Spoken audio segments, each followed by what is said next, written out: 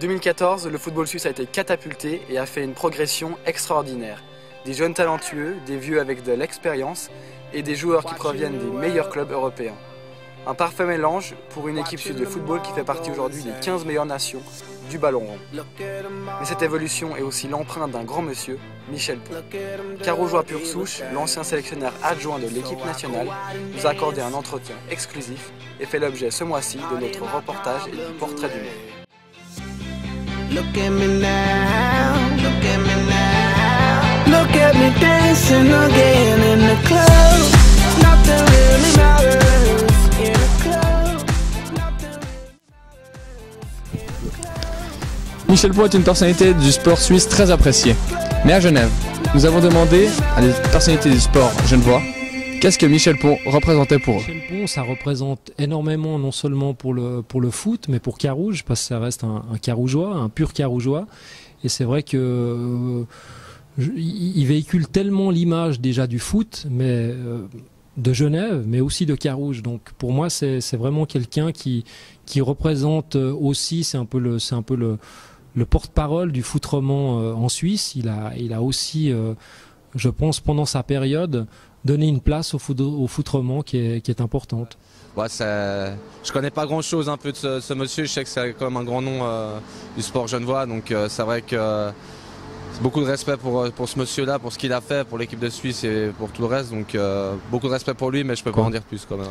Michel, c'est beaucoup de souvenirs tout d'abord parce que ça a été mon entraîneur au FC Grand Nancy quand j'étais joueur là-bas. Et puis ensuite, par rapport à Étoile Carouge, c'est aussi un excellent souvenir puisque je l'ai remplacé lorsqu'il est parti en Ligue nationale A entraîner Lugano. Et puis l'année où je suis arrivé à Étoile Carouge, on a fait une saison extraordinaire. Il avait déjà bien bossé, il avait déjà bien constitué une équipe extraordinaire. Et puis on a fini champion suisse de Ligue nationale B, puis on est monté en Ligue nationale A. Donc c'est clair que Michel, c'est beaucoup de souvenirs. C'est quand même une grosse figure du sport suisse. Ça fait quoi, 13 ans maintenant, je crois qu'il est avec l'équipe nationale. Il a amené cette équipe nationale à un très bon niveau avec toutes ces nouvelles générations. Il était toujours présent, même si on changeait tous les coachs principaux, il est toujours resté. C'est quand même pour qu'il y a une raison, quoi. Je pense qu'il a amené une stabilité, il a amené une fraîcheur chaque fois. C'est quelqu'un de très joyeux, de très posé, qui connaît très bien le foot et le sport. C'est une très bonne personne, je le connais, je l'ai rencontré plusieurs fois et c'est clair, c'est toujours un plaisir parce qu'il est toujours très positif et comme je dis, très joyeux. Et je pense que c'est très important dans une équipe, surtout quand il y a des jeunes joueurs qui arrivent à les intégrer, à les encadrer pour qu'ils sentent à l'aise.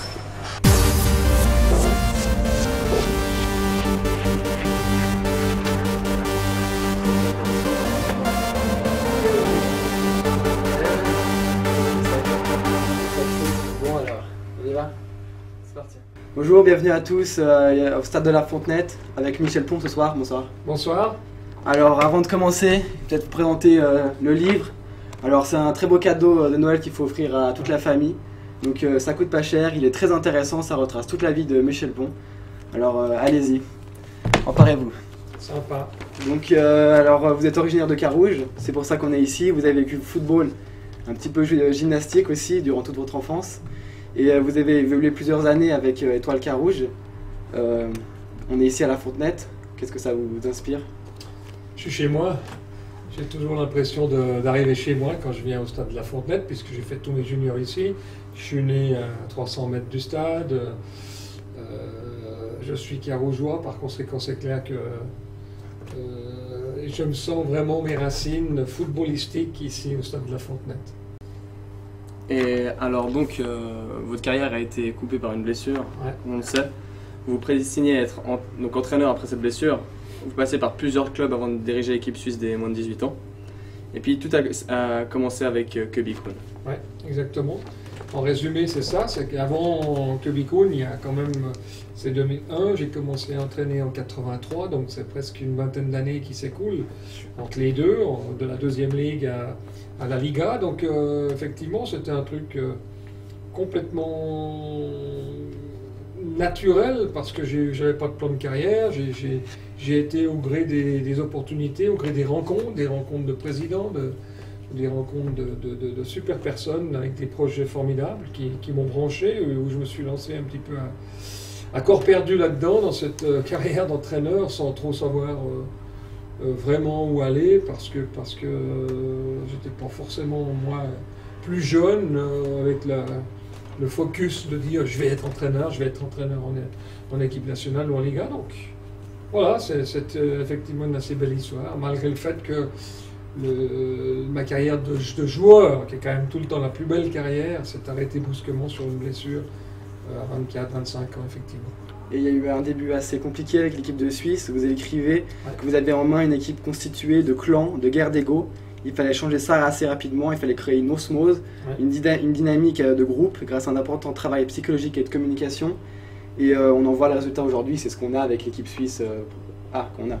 Oui, c'est vrai que j'ai eu la chance, avant d'être avec l'équipe nationale comme entraîneur adjoint, d'avoir fait 4 ans de commentateur à la TSR à l'époque. Maintenant c'est la RTS, mais à la TSR avec Dupuis, avec Pierre-Alain Dupuis comme co-commentateur des matchs de l'équipe nationale. Et déjà de l'extérieur, j'avais cette impression d'une équipe un petit peu éclatée, où il y avait des guerres de personnes, des guerres entre les Suisses allemands et les Suisses romands, en tous les cas une certaine barrière qui empêchait un état d'esprit, la création d'un vrai état d'esprit propre à la haute performance, et que ça a été vraiment la première des choses sur laquelle on s'est penché et sur laquelle on a travaillé avec Kirby, puisque c'était notre cheval de bataille de vraiment créer un vrai état d'esprit, une vraie identité équipe nationale suisse, et pour nous c'était vraiment primordial. Donc j'y viens, donc je cite le livre. Ce fut d'ailleurs la première grande décision de Kirby, non pas de choisir Michel Pon, mais de prendre un adjoint suisse romand pour bien montrer que l'équipe nationale appartient à toutes les régions du pays. Une nouvelle équipe symbole de tout un pays et pas seulement suisse alémanique. C'est ça le renouveau avec vous? Ouais. Je crois que c'était vraiment la première décision fantastique de Kirby, qui est, comme je le dis aussi dans enfin je ne sais plus si c'est là ou dans une interview, qui est vraiment le plus roman des Suisses allemands, et que c'est vrai que Kirby, on a tout de suite essayé de donner l'équipe suisse à toute la Suisse, et que ce soit le Tessin, la Suisse romande, même les Grisons, même s'il n'y a pas de joueurs de Grisons, mais on a voulu casser toutes ces barrières et non plus commencer à ce qu'on sentait tout le temps de l'extérieur, à savoir devenir une faiblesse, laquelle les différences soient une faiblesse.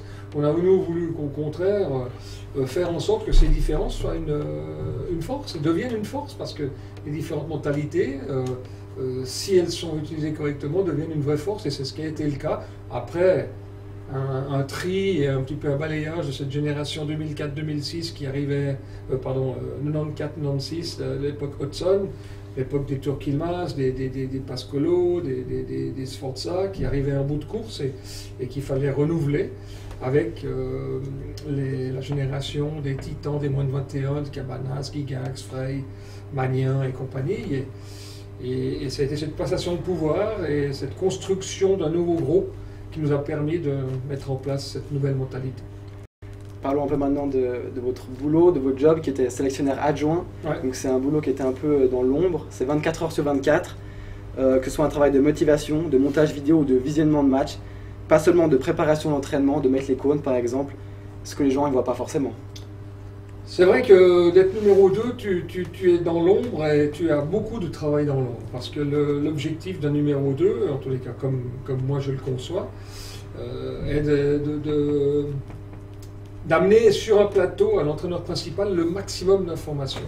Maximum d'informations non seulement sur nos joueurs, mais sur l'adversaire, sur un camp d'entraînement, sur tout ce qui entoure l'équipe également, cohésion entre le staff médical, entre le matériel, bref, d'avoir une espèce de vue d'ensemble globale pour résoudre les problèmes éventuels qu'il peut y avoir au sein du groupe, pas seulement des joueurs, mais du groupe dans son entier, afin que l'entraîneur principal ait tous les ingrédients possibles au maximum de ses possibilités pour prendre les bonnes décisions et les décisions de l'équipe qui gagne, en fonction de ses convictions, en fonction de ses tripes, en fonction de son feeling et de sa philosophie de jeu également.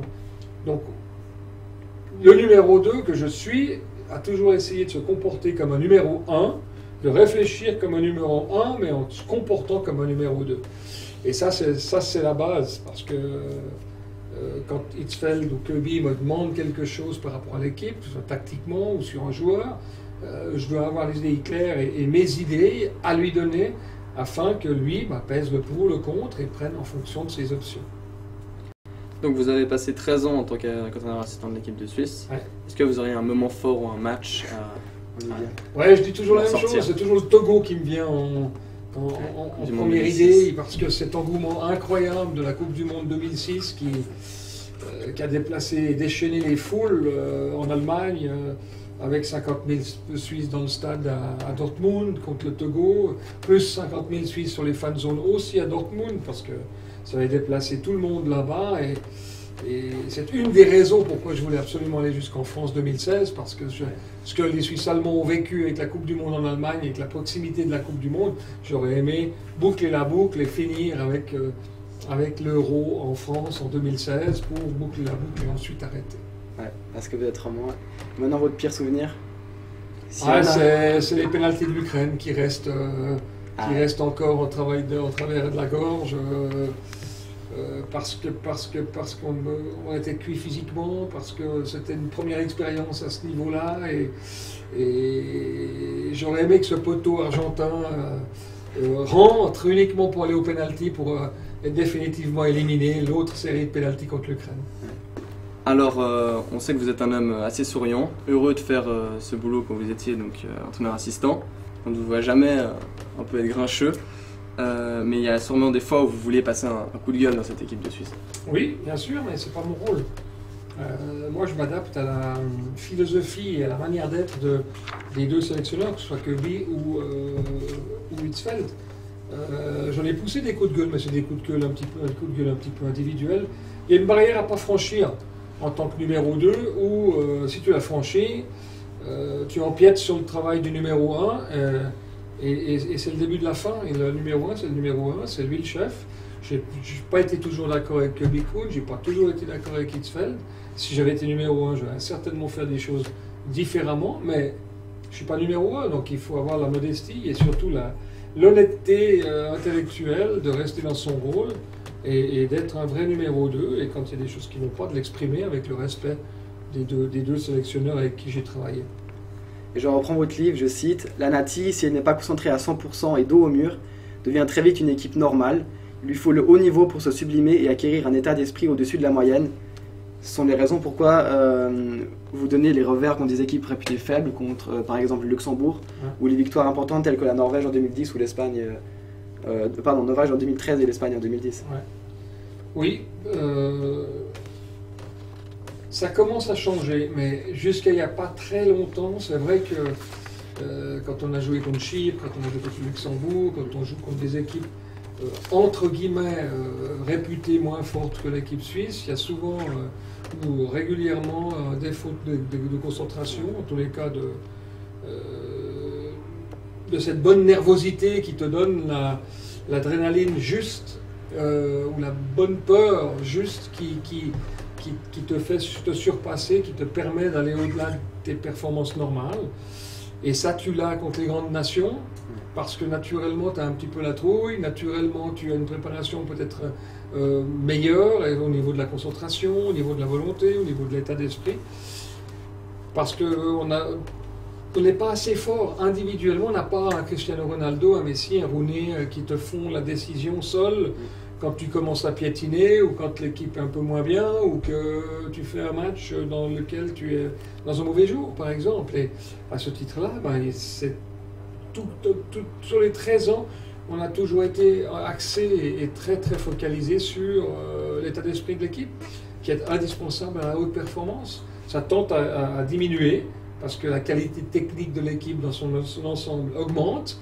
Les alternatives augmentent également au niveau pas seulement quantitatif, mais surtout qualitatif. Quand il y a un Dremic qui rentre, quand il y a un Mehmedi qui rentre, quand il y a un Fabian Frey qui est à disposition qui rentre, évidemment que ça, non seulement ça ne baisse pas le niveau, mais ça a tendance à l'augmenter. Donc ça, c'est nouveau, ce qui fait que l'équipe de Suisse, avec son potentiel actuel, dans les 3-4 prochaines années, va monter en puissance. J'en suis convaincu. Donc vous avez également quand même battu plusieurs grandes nations du football, l'Allemagne, le Brésil, l'Espagne. On en a déjà parlé, mais il manquait l'Argentine en 2014. malgré cette défaite, cette fameuse défaite à la 118e minute, Ouais.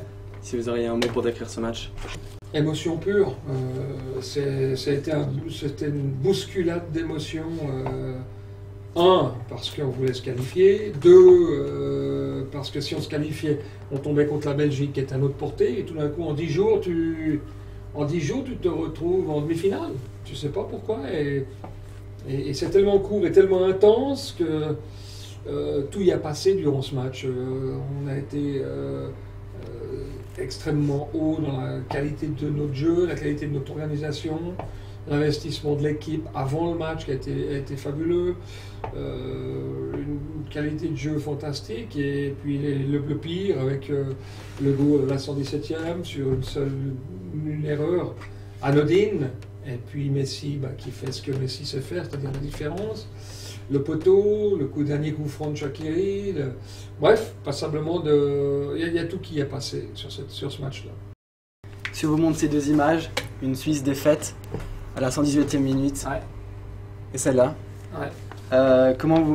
qu'est-ce qui se passe à ce moment dans votre tête? Vous pensez à la fin de cette aventure ou au beau parcours helvétique? Ouais, justement, c'est pour ça que toutes les émotions ont été décuplées. Un, par la déception de la défaite. Deux, par l'investissement énorme émotionnellement dans cette Coupe du Monde qui de par le Brésil, de par l'environnement footballistique, de par l'euphorie des gens sur place, les stades pleins, magnifiques, la chaleur, la chaleur des gens également, où il y a une grande convivialité, où il y a eu quelque chose de magique dans l'atmosphère. C'était très euphorisant, l'atmosphère brésilienne de ce mondial. Et le troisième truc, bien évidemment, qui a un petit peu tout bousculé, tout décuplé, c'est la fin de mon aventure. Donc là, c'est évident que c'est une prise de conscience, c'est la fin. L'émotion était telle qu'effectivement, c'était compliqué de retenir ses larmes, et parce que j'avais pas forcément envie que ça s'arrête. Et puis tu te rends compte que c'est le coup près, et allez, ciao, on rentre à la maison. Le lendemain, tu penses déjà à tes valises, de prendre l'avion, et puis tout est fini, puis tu as le grand vide devant toi, tout l'été en Suisse. Et c'est vrai que tout ça, je l'avais connu largement, mais il y a toujours une suite, parce qu'un mois après, ou un mois et demi après, c'est le mois d'août avec un nouveau match amical que je n'avais pas là cet été. Ouais. Donc vous avez quand vous étiez entraîneur assistant, vous avez fait 134 matchs, Ouais. dont 2 en tant que sélectionneur également, Ouais. dont un contre Chypre, je me souviens. Ouais. 2 euros, 3 Coupes du Monde, 13 ans de bonheur, Ouais. vous les qualifiez. S'il y aurait un mot pour englober toute cette aventure? Fierté quand même, parce que fierté du devoir accompli simplement, parce que l'entreprise de départ a failli capoter d'entrée avec ce fameux match contre le Canada, perdu à Saint-Gall, où Kirby était sur la sellette et où ça a failli très mal tourner. Si on n'avait pas enchaîné les victoires contre l'Autriche et contre le premier match de qualification pour le Portugal. L'équipe m'échappe maintenant. Vous étiez On a encore gagné trop jeune. 4-1. Hein? Mais bon, ça reviendra. Si on n'enchaîne pas par ces 2 victoires, je pense que gicle avec, et on n'est pas là pour faire ce reportage et regarder ces magnifiques photos, même si elles font mal, parce que c'est une déception pour tout le monde, principalement pour les joueurs également. Et celle-là, je ne l'avais pas vue, elle est superbe, et d'intensité. Et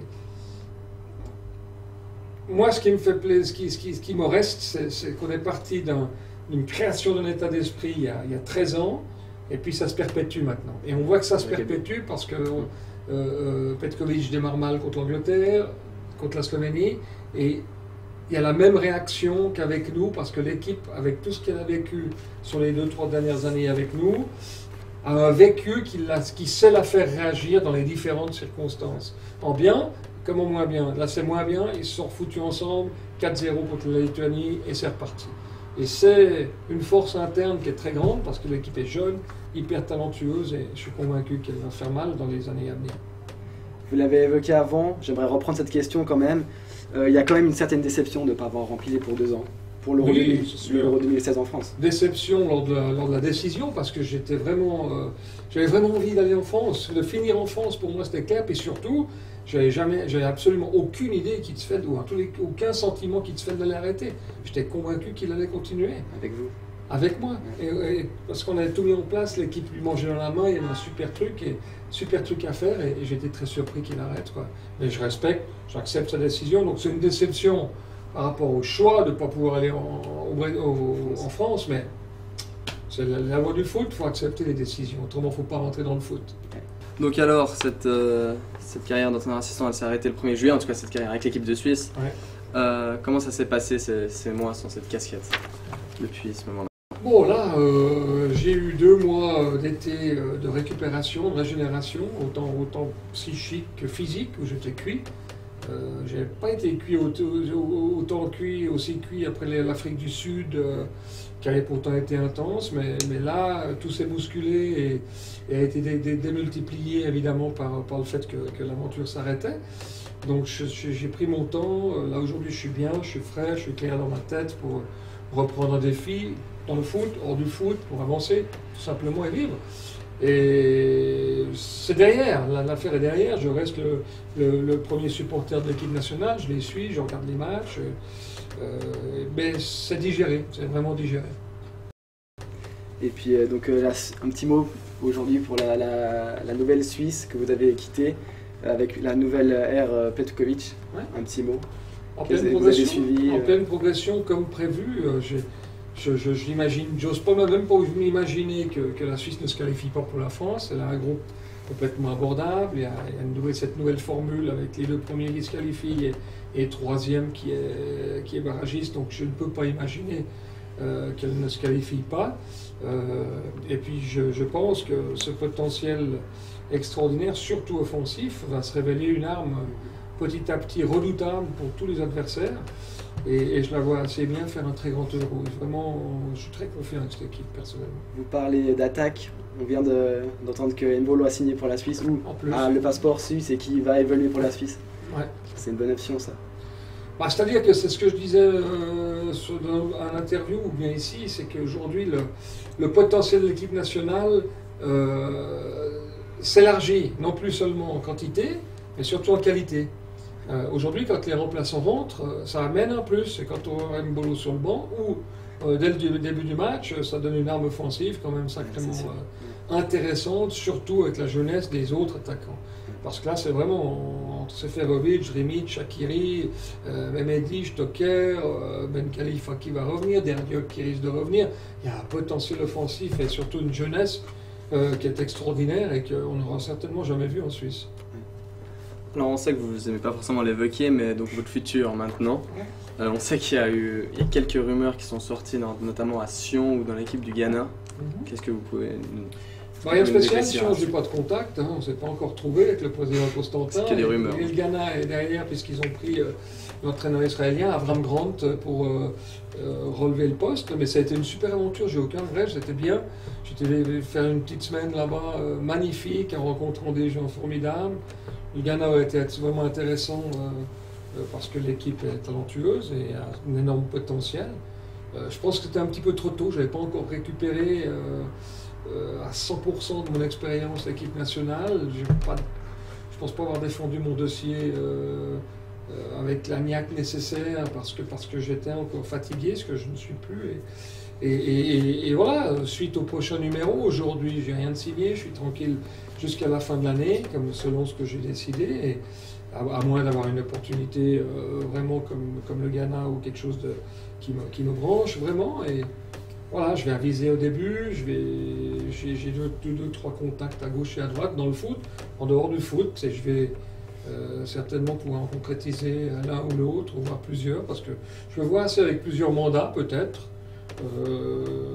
Divers mandats, et on va voir, mais ça va. Je vais m'atteler dans les 6 prochains mois à concrétiser quelque chose. Ce serait des projets qui pourraient être possibles à Genève, que ce soit avec Servette ou Carouge ou la CGF? Ça peut. Aujourd'hui, j'ai aucune certitude parce que c'est que des contacts. Si évidemment je peux aider le football genevois à travers Carouge, à travers Servette, à travers la CGF, à travers Jeff, Genève Éducation Football et qu'on a besoin de moi et que le projet m'intéresse, évidemment que je vais le faire. Je suis le défenseur absolu du football genevois, principalement de sa jeunesse, et je ne vais pas arrêter maintenant. Donc, tu en as parlé des projets à Genève. Maintenant, comment vous trouvez l'état du football genevois aujourd'hui, à l'heure actuelle? Faut-il s'attendre à un avenir assez radieux ou non? J'ai un petit peu de peine à vous répondre catégoriquement parce que Carouge souffre. Servette est super bien placé mais semble souffrir un petit peu financièrement. Moi je suis totalement confiant parce que notre jeunesse est extraordinaire, nos jeunes sont bons comme toujours à Genève, il y a des super talents. Servette fait le pari de la jeunesse maintenant sur sa première équipe, ce qui est une très bonne chose. J'espère surtout que Servette va réussir à pouvoir encadrer ces jeunes de la meilleure manière qui soit pour pouvoir les faire éclore au plus haut niveau. Carouge, la même chose, il y a une très bonne collaboration qui va se développer, mais c'est encore en gestation, c'est encore en formation, c'est encore à bien huiler et à bien coordonner. Il y a eu tout un nouveau staff au Servette. Bon, voilà, je crois que moi je suis confiant parce qu'il y a de la qualité, il y a de la compétence, il y a plein de gens qui s'investissent correctement pour ce football genevois. Je suis confiant. Ça prendra du temps, je pense que ça prendra du temps, mais c'est cyclique. On va retrouver un grand football à Genève. Alors on va passer maintenant à des questions-réponses. Ouais. Plutôt Kuhn ou Hitzfeld? Ils sont tellement différents l'un de l'autre que il n'y a pas de préférence. Pour jouir de la vie, je prends Hitzfeld, je prends Köbi. Pour le professionnalisme, je prends Hitzfeld. Par contre, leur humanité et leur générosité a d'égal que leur qualité. C'est deux très grands bonhommes. Alors là non plus, ça va pas être simple de décider, plutôt Étoile Carouge ou Servette Football Club. Oui, ouais, c'est vrai. Impossible. Sentimentalement Carouge. Sentimentalement, footballistiquement Servette, parce que on doit avoir le fleuron du football genevois au plus haut niveau. Et parce que votre fils évolue là-bas aussi? Non, forcément, je suis très neutre vis-à-vis de mon fils. Je n'interviens jamais, c'est son problème, c'est sa carrière, c'est son truc. Je le regarde comme un père, je vais regarder les matchs comme un père, comme un supporter, mais je ne m'investis absolument pas dans sa carrière. Plutôt pour ou contre l'arbitrage vidéo? Pour, 100%. 100%. Plutôt vin genevois ou vin valaisan? Je le vois. Mais j'adore le valaisan. Hein. Mais je suis très patriote, que ce soit suisse ou genevois. Il faut. Plutôt Messi ou Ronaldo? Messi. Plutôt pelouse synthétique ou herbe? Herbe, naturelle, toujours. D'accord. Plutôt Brésil, Afrique du Sud ou Allemagne? Brésil, même si aujourd'hui c'est dur d'être fanatique d'un Brésil laborieux comme on l'a vu à la Coupe du Monde. Ouais. Plutôt été ou hiver? Moi j'aime toutes les saisons, les 4 saisons. Je ne sais pas si je pourrais vivre toute une année avec une seule saison, donc j'ai besoin des deux. Attention, question piège, plutôt Platini ou Blatter? Platini. Platini. D'accord. Et pour finir, plutôt fondu ou raclette? Fondu. Un vrai genevois. Exact. D'accord, merci beaucoup pour cette interview. Merci à vous, Merci. bravo. Je rappelle aussi Ouais. ce livre de Michel Pont, De l'intérieur, qui est très intéressant et super facile à lire et vraiment qui retrace sa vie parfaitement. Donc allez-y, achetez-le. Merci beaucoup. Merci à Merci. vous. Merci du bon courage et bonne chance. Excellent ce que vous faites. Continuez. Merci beaucoup. Merci beaucoup.